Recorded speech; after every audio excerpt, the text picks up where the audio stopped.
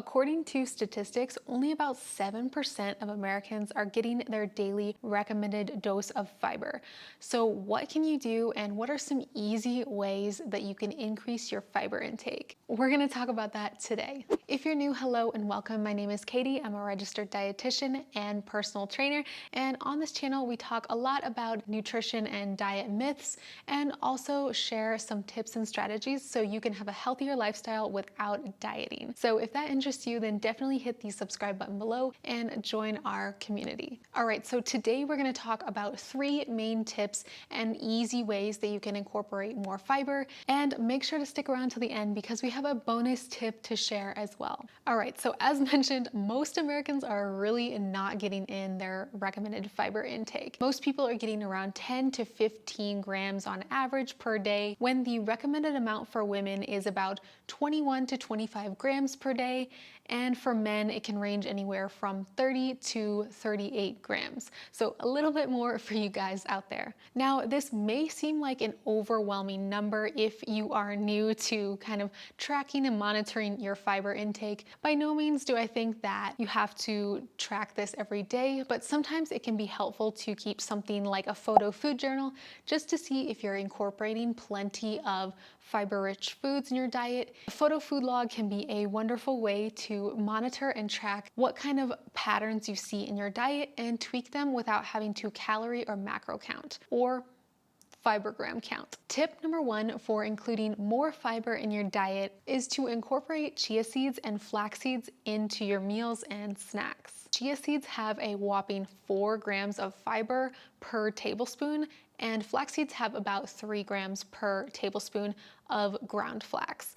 Now, make sure with flax seeds that you are grinding them up before you put them in foods, such as smoothies and other things that we'll talk about here in just a second, because you actually cannot absorb whole flax seeds. They can sometimes cause some unwanted GI distress, but also so you can absorb the fiber in them and have your body process them better, because if not, it'll just go through your intestinal tract and come right out the other end looking just about the same. If you've ever looked in the toilet, you might know what I'm talking about. Both chia seeds and flax seeds are also really healthy for you because they have tons of omega-3 fatty acids, which are good for reducing inflammation. So how exactly do you incorporate chia seeds and flax seeds, you might ask?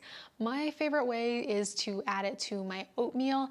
I use it in overnight oatmeal, and I also use it in just regular hot oatmeal. I also like to add them to yogurt and parfaits, different things like that. Smoothies are a really good option because it really just blends right in and you can't even taste it, especially the flaxseed.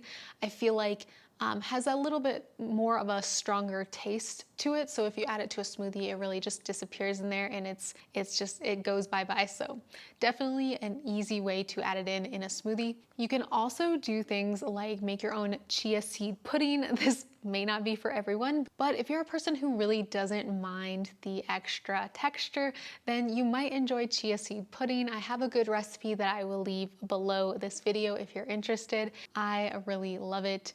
And I think it's another really great option to get in more fiber in your diet. The second way that you can increase your fiber intake is with whole grains. So you definitely might be aware that things like whole wheat bread and brown rice, stuff like that, has more fiber in it than its white counterparts. And the reason for this is when you purchase whole wheat products, you are getting the bran, the germ, and the endosperm, which are the 3 main parts of a wheat kernel. Now, when you're getting things like white breads or white rice, it is stripped of the bran and the germ, leaving just the endosperm. So when you strip these 2 parts of the wheat kernel away, you lose the fiber, and you also lose significant vitamins in the different parts of that wheat kernel. So not to say that you can never have white products, that's definitely not what I'm saying here. I think that there is room for all types of foods in your diet. However, having more whole wheat products is definitely going to help you up your fiber intake if you are low on that fiber recommendation. So opt for things like brown rice instead of white rice, again, most of the time. Whole wheat bread instead of white bread, and you can do things like whole wheat tortillas, whole wheat crackers, just wherever you can find the whole wheat option. That is going to help you slowly, incrementally increase your fiber intake. The third way to increase your fiber intake is to have more fruits in your diet.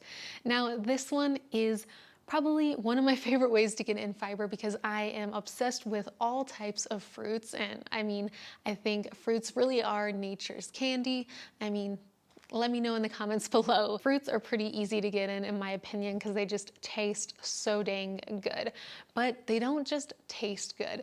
They also are full of vitamins and minerals, which help us stay nice and healthy and reduce free radicals in the body. And if you have a lot of fruit in your diet, chances are you're gonna feel more regular with your bowel movements and less constipated, because it has that 1-2 punch of water and fiber. Because FYI, if I didn't mention it yet, which I don't think I did, when you are increasing your fiber intake, you definitely want to increase your water intake. If you are not doing that, and I did do a recent video on how to ease constipation easily, you have to have both in order to help your GI tract function properly. Otherwise, you're going to feel very constipated and bloated, and your system is going to feel a little bit out of whack, because fiber really needs that water to help flush it through our system easily. Now, with increasing your fruits, you can have really any type of fruit. Of course, whole fruits most of the time is ideal, but it is not the only way to get in fruits. Frozen fruits are often just as technically fresh as its fresh counterparts, and you can also incorporate things like, I love the fruit pouches, the Go-Go Squeeze fruit pouches. I love to have them before a workout. That counts as a fruit and sometimes a veggie intake as well. And then also you can do things like dried fruit. Dried fruits are great ways to also increase your fiber. As we talked about in the constipation video, I'm still kind of like in awe that I have a constipation video on my channel, but nonetheless, they are really easy to ease constipation. And the reason for that is, I mean, think about it. What is a dried fruit? It's a full piece of fruit that's shrunken down into a little tiny piece that you can easily have. So most likely you're not just having one piece of dried fruit, you're having multiple.